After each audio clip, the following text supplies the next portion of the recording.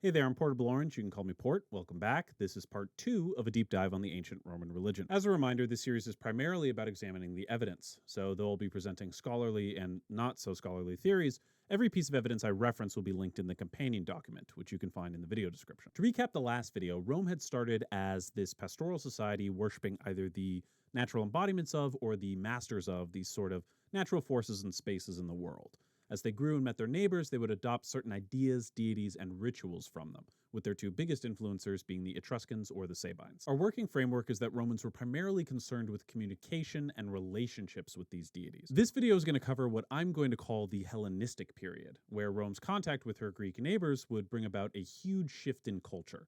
This would result in new gods, new institutions, and the rise of the mystery cults. Around 400 BC, Rome was growing faster than ever before. They were conquering Etruscan city-states and Latin city-states and basically had a pretty firm grip over most of central Italy. In order to keep growing, they turned to the south of Italy, an area which was at the time known as Magna Graecia, or Big Greece. Technically Great Greece, but Big Greece is funnier. So, in the interest of getting to the religion, we'll skip exactly how this happened, but the very, very short version is Rome basically did nothing and won. Rome probably violated a treaty, and then someone took a shit on someone's toga, and then the Romans just kind of sat around and didn't do anything, and the enemy defeated themselves, and then Rome just settled a bunch of colonies in the new region. Check the companion doc if you want explanations on any of that, but it is what they say happened. This colonization effort finally brought Romans and Greeks into much more direct contact than they'd had prior to this period. Romans were encountering the awe-inspiring architecture, the brilliant art, and the magnificent statues to their gods. And naturally, Romans were quite interested in this culture that seemed at once so familiar and yet so alien. And when I say alien, I mean all that comes with that, minus the UFOs. Interestingly, the Romans were actually kind of mixed on the Greeks when they first met them, something that would carry over into later time periods. The 1st century BC historian Livy would write that the Greeks were nobler in words than in deeds. Romans would trip over themselves trying to import Greek theater, literature, and art, but they were a little more skeptical of the culture that had given rise to these things. To put it a bit more poetically, Romans loved the Greek aesthetic, just not the Greeks. Let's take a look at a few examples to see what I mean. First, let's take a look at one area where Romans just took something that was completely Greek and made it their own: mythology. Around now is when we start seeing an increase in votive deposits depicting scenes from Greek myth. We even have a later book of fables from the fabulist Phaedrus, where the Greek myths are retold with Roman characters. I do want to stress it's not entirely clear how much these myths were believed by the Roman people. We even have later writers like Cicero, a 1st century BC orator and statesman, saying that the gods, by their very nature, sort of probably didn't have relations with each other or children or anything like that.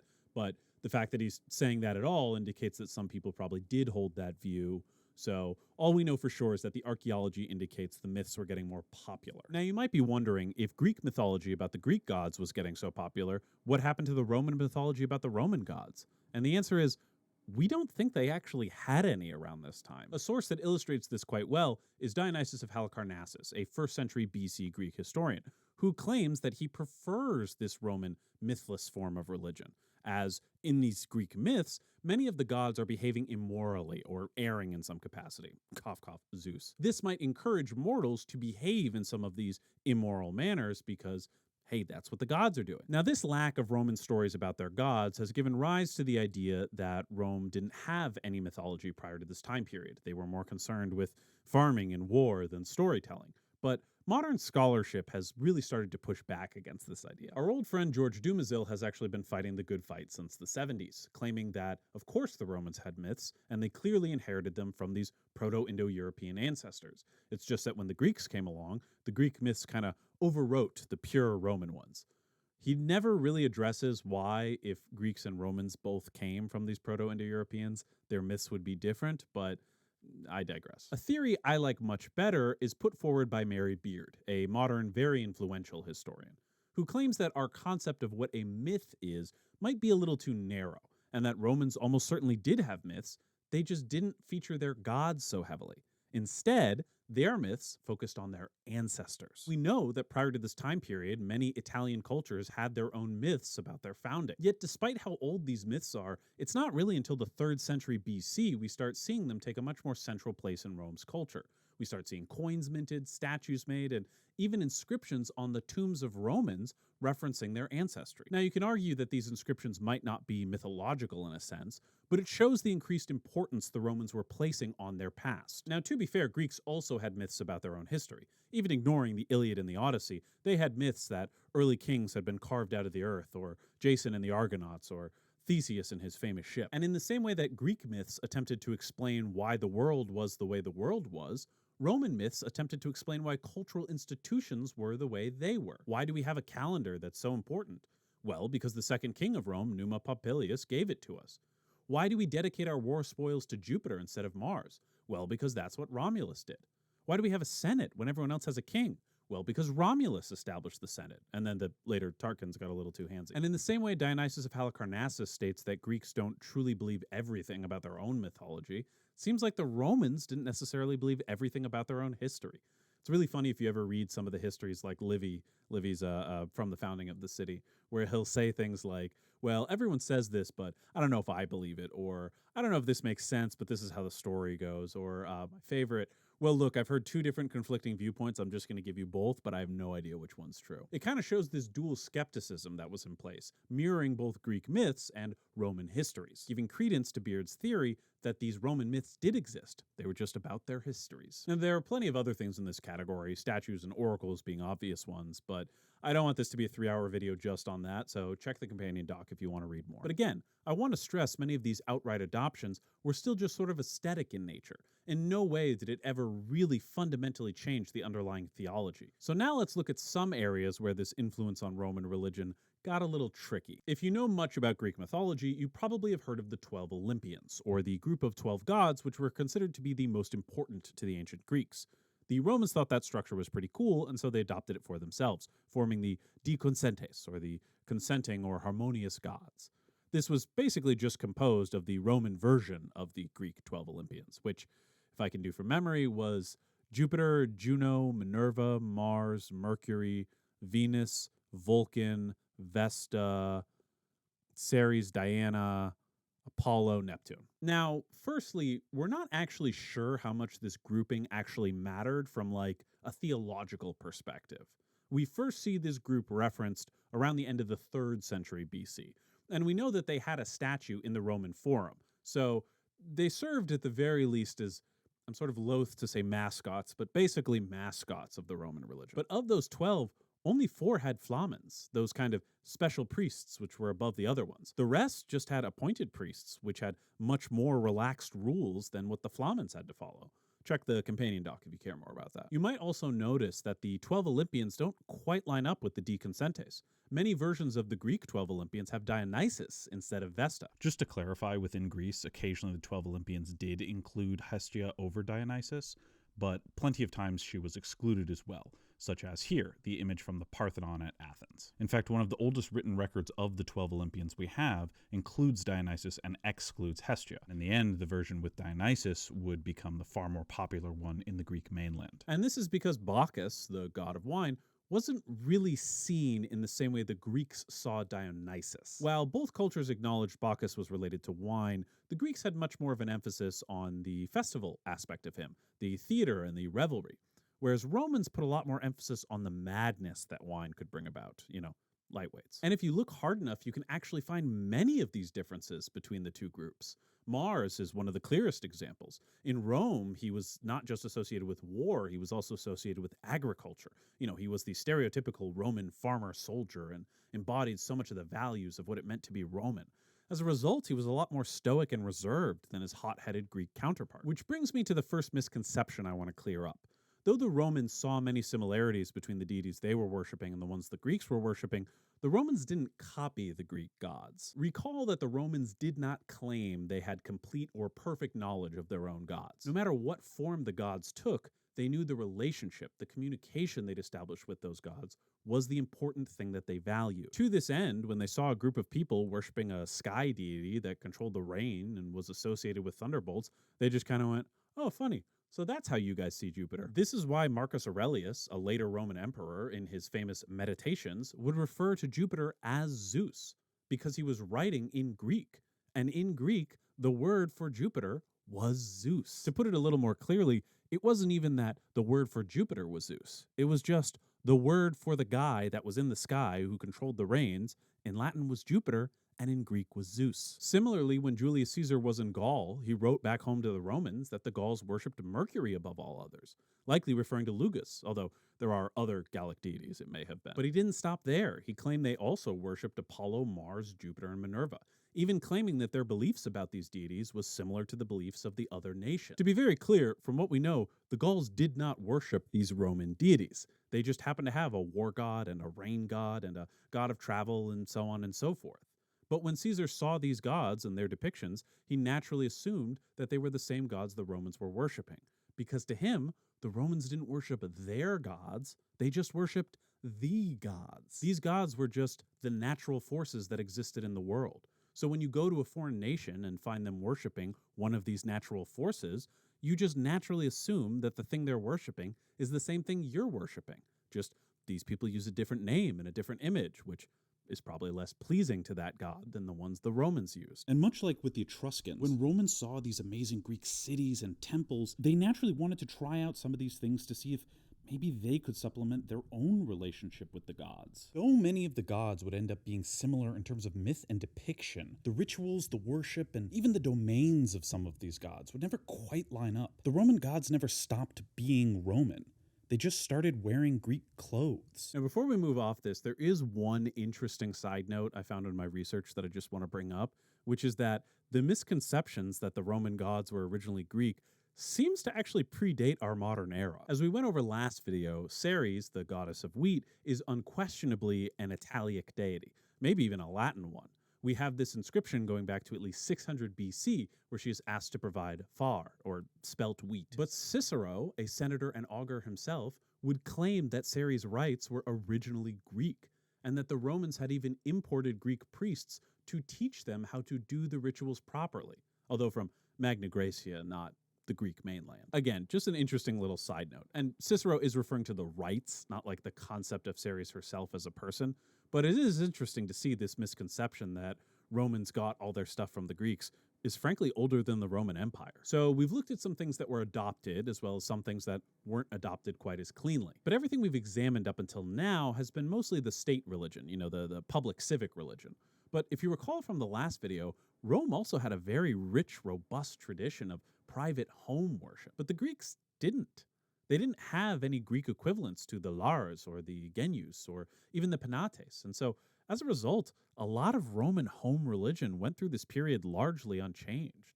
This is to say nothing of the Roman deities, which didn't have a Greek counterpart, the obvious ones being Janus, Quirinus, and, of course, Portinus. That last one never even really getting a depiction in the Greek statue fashion. But that's not to say private religion didn't change at all.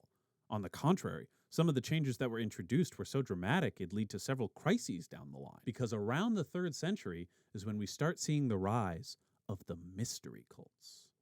Ooh, spooky mystery cult. In modern English, the words mystery cult evoke the idea of a secret society. And that's sort of close, but not really. A mystery cult, in some ways, was indistinguishable from the worship of any Lar or Genius. They were religious organizations which usually were open to the public in some capacity, but would restrict their membership, and would forbade any members from speaking of their rituals outside of the cult. For a modern example, think of Scientology, a religion where anyone can basically walk in and get a Thetan reading, but if you want to know some of the higher secrets of the organization, you have to be a member for a while and achieve a certain rank. Or watch that one episode of South Park. And these cults were almost always to, and if you're just listening, I'm using air quotes here, foreign deities. The first was potentially to the god Aesculapius, and I hope I'm pronouncing that correctly. This was a god imported when Rome was facing a plague, and when seeking out the oracle at Delphi was told that they should seek out Apollo's son, Aesculapius, which would eventually be seen fairly positively. He would just become sort of the patron deity of doctors. But the history of mystery cults, that's fun, but the history of mystery cults actually far predates Aesculapius. In fact, in Greece, the oldest one we know of was already 1,000 years old in the 3rd century BC. The Eleusinian. This is how you know I'm not a historian, is I will just do this without once looking up the pronunciation, and then I get here and I'm like 3 hours into recording and I'm like, Oh, maybe I should learn how to pronounce this word that I've only ever read. Anyway. In Greece, the oldest of these cults, the Eleusinian Mysteries, was already over 1,000 years old, 1300 BC, although possibly quite a bit younger. The later poet Varro, writing a history of Roman religion in the 1st century BC, would tie Rome's religious origins with the cult on the Isle of Samothrake, the sanctuary to the great gods. Now, this sanctuary prominently featured a great mother, possibly a corollary to the one that would really kick off the mystery cults in Rome, the cult to Cybele. Also for the pedants, yes, it probably should be Cybele with a hard C, but in common parlance, it's often said as Cybele, the same way that we say Caesar, not Kaiser. So if you disagree with that, feel free to suck my sock. Cybele was first imported into Rome because Rome was struggling in a war they were fighting. As they were basically on the verge of losing, they consulted the Sibylline books, or this famous books that contain many prophecies, to see how they might be able to turn things around. The books let them know that part of why Rome was struggling was they had fallen out of favor with the Great Mother, which, depending on which historian you trust, was either located here, here, or here. Ovid, a poet writing in the 1st century BC, claims that she was the mother of all Roman gods, which, under our current understanding of Roman religion, would make sense why they were struggling in this war. The mother of their chief god, indeed all their gods, had been abandoned when they had left Troy, and naturally wasn't giving them her favor as a result. By bringing her back and apologizing and trying to reestablish a successful relationship with her, they might be able to turn things around and regain her favor. Her cult, however, was a little bit different from Roman cults. Now, the Romans wanted her to be comfortable, so they invited her priests from her home temple to Rome to teach them the proper ways to worship. They wanted to make sure she felt respected and welcomed. And the priests told them that one of the things she really liked was her male priests cutting their junk off. Yeah. This would be the start of an uneasy relationship between Rome and the mystery cults. Our old friend Dionysius of Halicarnassus tells us that in the 1st century BC, Roman citizens were forbidden by law from either joining her cult or even participating in some of her rituals. Weirdness aside, she was still the mother of all Roman deities, though. And maybe if Aeneas had taken her with him when he fled Troy, Romans wouldn't see some of these things as that weird. But the fact remained that they did. And so a compromise of sorts was struck. She would receive her priests and festivals just the way she liked it, and the Romans would tack on to that the games and festivals just the way they liked it. And they kind of hoped that this fusion would be pleasing to her, which evidently it was. But this uneasy truce, this trying to have it both ways, would lead to a tension that frankly would never really get resolved. Centuries later, Cicero would note that though her festival and rituals had clearly begun from a pious place, the extravagance and opulence of the games these days had moved it far outside the realm of what should be acceptable to any self-respecting Roman. Now, I do want to remind you that most of the writings we have from around this time period only come from the elite, and we can't be sure that the lower classes would have agreed with Cicero's statement here, or even that most of the upper classes would. And frankly, every populist from Caesar to Constantine would throw these fairly lavish, opulent games, and that did seem to win over the common people in general. Bread and circuses. Now, the reason I caveat like that is, regardless of what people may have thought, these mystery cults exploded in popularity during the 2nd century BC, and some of them would last right up until the Christianization of the empire. One of the other big ones was the cult to Isis. Yes, that Isis. I actually got to go to one of her temples, which was in Mainz, and it was really cool actually to see actual real votive pits just in the floor beneath you as you're walking around. It was a really neat experience. Anyway, but Isis's introduction to Roman religious life didn't seem to go that smoothly. In fact, we have evidence her temples were completely destroyed several times in the 1st century BC. And this shows that these mystery cults were, at least in some capacity, worrying to these elites. My guess would, again, be that it probably has to do with the secrecy. Because, again, what if these people are doing things which might end up offending the gods, and then they withdraw their favor from the Roman people? Or, worse yet, what if these mystery cults are messing with the fabric of Roman society itself? A good but likely apocryphal example of this would be Livy's story of the cult to Bacchus from the mid-Republic. Livy claims the cult is producing these lazy, pleasure-obsessed men that would just make terrible soldiers. But on top of that, the cult is functioning like a secret society. They're committing frauds, they're committing murders, they're committing basically every crime imaginable. And at the rate at which the cult is growing, they're soon going to have enough power to overtake the Roman state itself. At the end of the story, the Senate simply seizes control of the cult, but notably, they don't destroy it. They just restrict how many members can gather at one given time. From what we know, the cult remained wildly popular, with inscriptions as far north as Germany. In fact, one of the only examples of Roman painting that we have is from the Villa of Mysteries, from Pompeii, the 1st century AD. It depicts many rites which we know from other writers to be associated with the cult of Bacchus, and it's pretty big. It basically wraps around the entire room. Whoever had it didn't really seem to be ashamed of their association with the cult. So time to see if you've been paying attention, or to see if I've explained things well enough yet. Why didn't the Senate just destroy this cult? Well, because Bacchus still existed. Even though this deity might have sort of a sinister nature, might not necessarily be something you want to bring home to dinner, Rome still needed a relationship with this deity. And we'd see this with many deities which might have a negative connotation with them. Febra being one of the most famous. Why would Romans pray to fever? Well, to make it go away. And this is why the mystery cults were not just permitted, but quite widespread. In fact, they weren't seen as opposed to the Roman religion at all.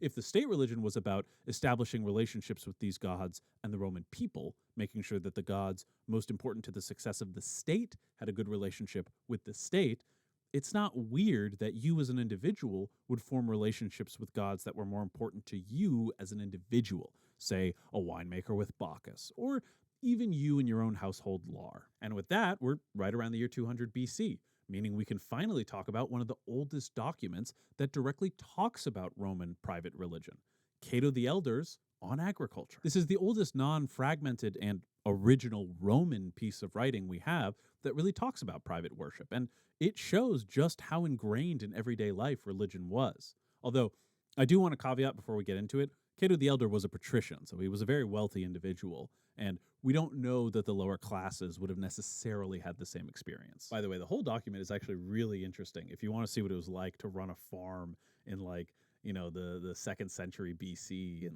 the Italian countryside, it really is worth a read, but we're just going to focus on the religious aspects, obviously. Now, much of these rituals we already know, such as Cato saying the first thing you do when you get home should be to greet your household Lar. So I want to focus a lot more on the rituals he talks about were involved in farming. One of the clearest examples of a ritual that Roman farmers might have engaged in comes in the middle of a bunch of recipes, where Cato explains to us the proper ritual to pray for the health of your cattle. The prayer is addressed to Mars Silvanus, again using other gods' names as an epithet.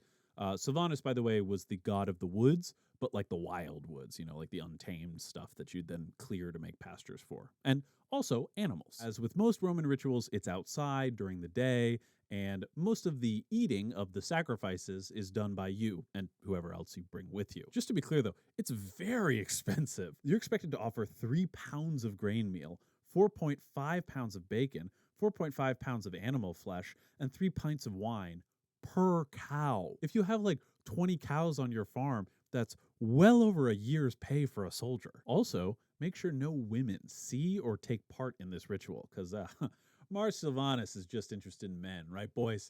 Right, boys? It's men's stuff. Women wouldn't get it. Women wouldn't get it. Interestingly, Cato ends this section by saying you can do this every year if you wish, implying you don't have to do this every year. Cato later mentions you should do this as the pear trees bloom, and this is also around when you should start sowing your seeds.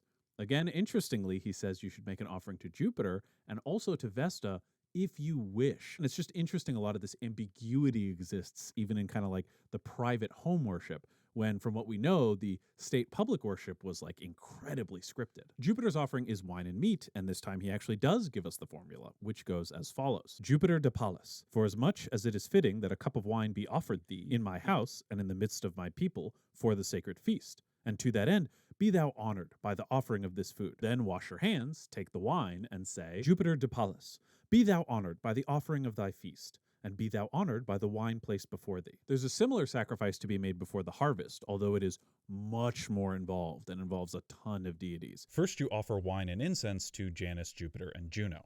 Then you offer cakes to Janus with a prayer. Then Jupiter also gets a cake. Then Janus and Jupiter get wine in the same order. Then Ceres gets her pig.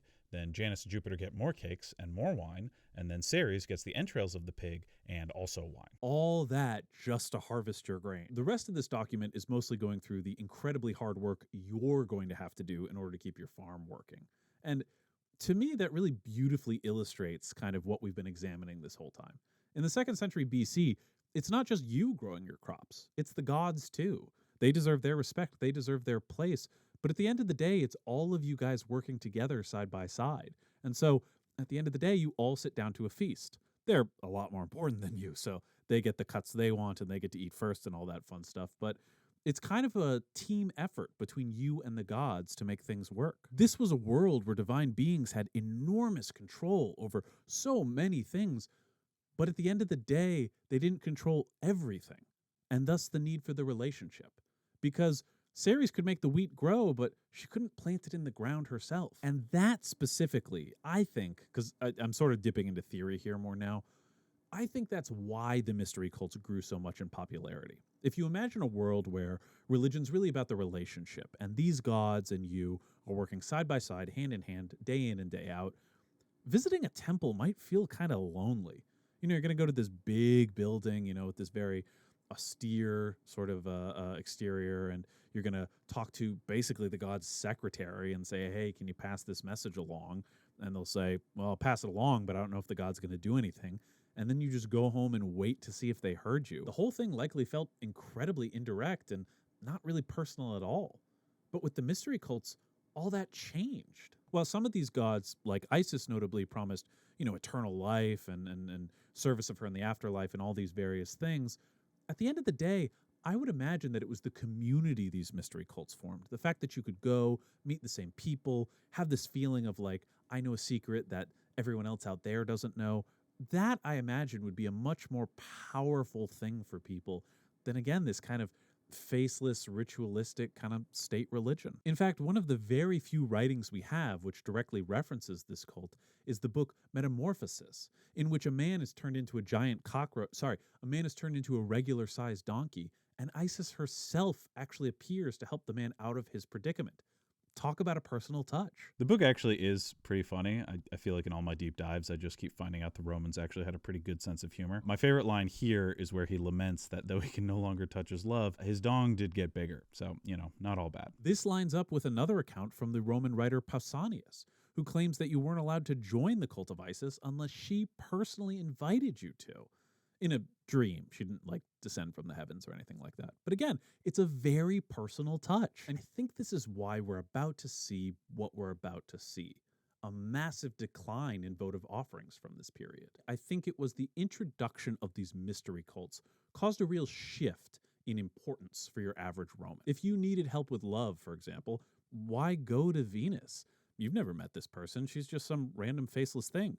Isis appeared to you personally and asked you to join her cult. Why not just go to her for it? Now, again, I want to caution, we don't know why we saw this decline in votive offerings. All we know is that it happened. But in my opinion, there are a few things that kind of waggle their eyebrows furtively and mouth, look over there. One of the biggest pieces of evidence being a growing, let's call it skepticism of the picture of the divine that the Roman state painted. For this, I want to turn to Cicero again. Keep in mind, Cicero himself was an augur, a member of a priestly college that would determine the auspices by reading the behavior of birds. In On Divination, Cicero opens by talking about how pretty much everyone knows that the gods can communicate the future directly to people if they so wish. He backs this up by referencing several famous instances from Roman history, already mythologized even in his time. But he then goes on to say that anyone whose job it is to tell you the future is lying to you. Cicero claims everyone knows this, even referencing a story from Cato, where he remarks, it's a wonder that a soothsayer doesn't burst out into laughter upon seeing another soothsayer. Even the practice of augury, again, his own school, he claims is so vague and so easy to interpret however you want that it's practically useless. Rome's sacred chickens were often consulted to see if certain action should be done, where if they eat greedily, that was considered, a yes, and if they didn't eat at all, that was considered to be a no.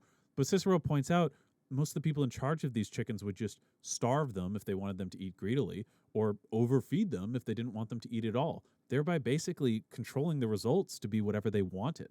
On the nature of the gods, Cicero goes even more into detail on this exact question. By the negligence of our nobility, the discipline of the augury is now omitted, and only a mere form observed, so that the most important affairs of the commonwealth, even the wars, are conducted without any auspices. Just to be clear, Cicero's position isn't that the gods and auspices aren't real at all, just that over time, people misconstrued and overcomplicated things. I want to look at one passage near the end where Cicero states, Zeno first, and after him Cleanthes and Chrysippus, are put to the unnecessary trouble of explaining mere fables and giving reasons for the several appellations of every deity, which is really owing that those whom we call gods are not the representation of deities, but natural things, and that to judge otherwise is an error. I'll note the philosophers mentioned here are Stoic, a school which would become very popular in Rome in just a little while, although it was already pretty popular even in this time. Now, Cicero goes on to argue against this position, claiming that too many things are seen as divine these days. The temple to fever or ill fortune, any of these things he views as, kind of not worthwhile. But the fact that he argues against it and the existence of those deities as such indicates again a growing sort of resistance to the standard Roman state religion, which gets to the heart of another of the biggest misconceptions I see people have about the Roman religion. The idea that the Roman religion did not require belief. Now, this is sort of true in the sense that the gods didn't require belief in the concept of you need to accept Jupiter into your heart. Because when it rained, that just was Jupiter. If you could go back in time and walk up to an ancient Roman and say, hey, just so you know, I don't believe in soul, actually, they'd look really confused at you and then look up and go, then what is that thing in the sky? Now, if you recall from my hedging last video and earlier in this one, this wasn't a universal opinion. There were people who saw the gods simply as masters of their domains, not the actual embodiment of the natural forces themselves. But Cicero wasn't the only person to argue against this position. Lucretius Carus actually lays this out in a poem we found called On the Nature of Things, where he scornfully imagines a typical Roman calling the ocean Neptune, or the grain crop Ceres, or abuses the name of Bacchus by preferring to use his name rather than that of the drink in front of him. Lucretius, also Lucretius, some people do say Lucretius, it's up to you, whatever you want to do, then goes on to lay out a certain view of the world called Epicureanism. As I mentioned earlier, the contact between Rome and Greece had led to the spread of many Greek philosophical schools, and some of these schools directly contradicted the standard Roman view of the divine. Epicureanism in its time was the biggest of these. They believed that the gods had created the world, but then just simply left, and that the world was just so well ordered that things continued on without the need for any intervention of oversight. The poem lays this out quite clearly, stating very early on, for all gods must of themselves enjoy immortal aeons and supreme repose, withdrawn from our affairs, detached afar. It's really fascinating reading this poem. I highly recommend it, because it's funny when you get to things like, earthquakes aren't Neptune, you dumbass, it's the earth trembling, which, that part's right, but what he believes it comes from is mountains just randomly collapsing into the earth and us just feeling the shock waves. But he also does know about atoms. He talks about everything must be made of this smallest unit, or maybe he knows about Plancks or something. I don't know. Either way, it's really interesting to read how much of this he gets almost right, and this is the 1st century. Julius Caesar's father-in-law and wife were Epicurists from what we know, and Caesar may have been himself, although there's sort of evidence both ways for that. Plenty of prominent senators around his time were as well. It was a growing movement, growing in popularity, meaning this sort of disillusionment with at least the Roman state religion was probably getting more popular with the elites. And if you combine that with mystery cults getting more popular with the lower classes, we have a pretty neat explanation for why votive deposits declined so much during this period. Though again, this is just my theory. There are other theories out there, and I'll link them in the companion doc if you care to peruse them. Again, I really want to stress this was not due to everyone becoming enlightened atheists. Their professional quote makers were nowhere near modern levels. But it likely was due to a combination of factors. This being one, the rise of the mystery cults being another, and probably also the economic hardships that the late Republic was experiencing, something which had basically been off and on since the brothers Gracchi. But before we get to Caesar and the empire, I want to talk about magic. because I honestly couldn't really find a great place to put this otherwise. So if you watched this far, congratulations. You now get to see a sacred schlong. Going back to Cato the Elder, he does list a few remedies that we might see as magical, such as grinding up a snake skin to give to your oxen, or if they have a cold, both you and the ox need to be standing and fasting when you give them their medicine. That might not be specifically magic. It's completely unrelated to this video, but one of the big things that always bugs me is the idea that in medieval times, they would chant spells, because you'd say 10 Hail Marys when you were boiling something.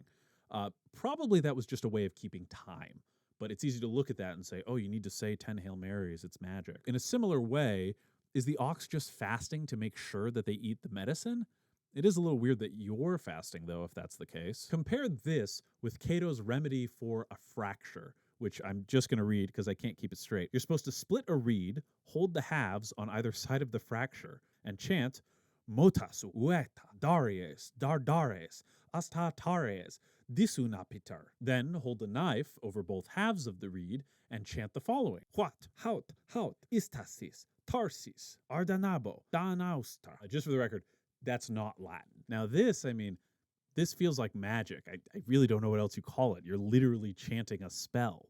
But it's presented alongside other remedies that aren't magic at all, such as using wormwood to prevent chafing. And wormwood is still used to this day as an anti-inflammatory. And this actually is a rather good view of how Romans saw magic and magecraft. It was just another tool for you to use, just like anything else in the natural world. In fact, in the Republic and early Empire, soothsayers would often set up just right outside temples to sell their amulets and charms and read your fortune, which is, again, why several emperors actually expelled them, because they were seen as, kind of disruptive to the respect that we should be paying the gods. There was power in the world. There were forces in the world. And if you knew the right things to say and the right actions to take, you could take advantage of these forces. And yes, for all you smartasses typing out a comment about Newman right now, that's next episode, okay? And I'll explain why we haven't covered it up until now. And an important note here, Romans were very concerned with people using magic against each other. In fact, the oldest Roman legal document we know of, the 12 Tables, supposedly written in 450 BC, actually includes several laws punishing people who use magic improperly. This includes using magic to steal someone else's crops, and possibly also cursing someone in public, but the Latin there is a little confusing. It might have just been like defaming someone in public. The most common form of magical objects which have survived to us are curse tablets, which, in keeping with the theme of this video, are likely imports from Greece. These were lead tablets inscribed with some sort of set of instructions, usually trying to bind a deity to do something that would then be buried, sometimes often with a little doll and a little nail through the doll. Now, these tablets covered everything from asking someone to fall in love with you, to asking the gods to kill them and their new lover, to asking them to heal your heartbreak once you've processed and moved on from everything. These aren't all from the same person, but it would be funny if it was. My favorite form of amulet was, how do I get away with this on YouTube? The Fascinus, which was, a big ol' schlong. Now, this hunk of meat was actually incredibly sacred to the Romans. Pretty much every Roman boy would grow up with a pouch filled with amulets tied around their neck, this being one of the most common ones. And plenty of Roman senators and older adults would wear a gold ring with this stamped into the signet. In fact, even the Vestal Virgins would actually guard a sacred version of the Fascinus in the Temple of Vesta. So, yeah, he got around. The phallus was seen as inherently protective, especially against the evil eye or a look which could, just give you bad luck. This leads to my favorite picture, which I'm probably going to have to censor too much for you to even understand what's going on, of Fascinus himself dropping a big old load on the evil eye, which causes it to close. His entire torso and head are a giant phallus, but no, that is not where he is nutting from. No, that'd be ridiculous. He obviously nuts from his smaller phallus. That's where any normal person would have one, because that makes way more sense. There were other amulets too, of course, clasped hands, the chimaruta, wheat, a bunch of different ones, and there doesn't really seem to be any sort of clear organization to them, which, again, indicates this was probably all outside the Roman state religion. This area of Roman belief just isn't that well documented. We have almost no writings talking about this, hence why I left it for the end. and why I didn't bring it up in the last video, because in the archaic period, it's almost impossible to separate stuff like this from just normal votive offerings. But I will link a bunch of stuff in the companion document if you do want to look more into it. It is sad how little private religion kind of gets addressed like this. However, from what we know, private religion, like the Lares and Genius, basically continued without too many changes during this period. But with the mystery cults growing and the elites, at the very least, getting a little disillusioned with religion, we're starting to see a really big shift in how the Romans interface with the divine. So with philosophy giving people morals and mystery cults giving people community and that personal touch, the civic religion was really just a bunch of fun festivals and the obligatory sacrifices. And even then, only if you needed it. The Roman people were clearly moving away from any kind of centralized state religion into a bunch of smaller groups of private religions, which naturally meant the elite were sort of losing their control a little bit. And then one day, a man decided to cross a river. A man who would change the fate of Rome forevermore. The first man since Romulus, who was to be honored with a place among the gods. Julius Caesar. And we'll cover him next time. Take care. If you enjoyed this video, please leave a like. If you want to see the third video, subscribe. If you didn't enjoy it, remember to hit that dislike button. And if you don't want to subscribe, don't.